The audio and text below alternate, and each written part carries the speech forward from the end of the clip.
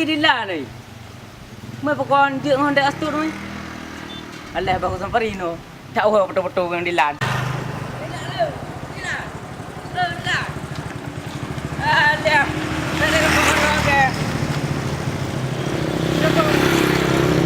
Manilan. Apa siapa kamu ini?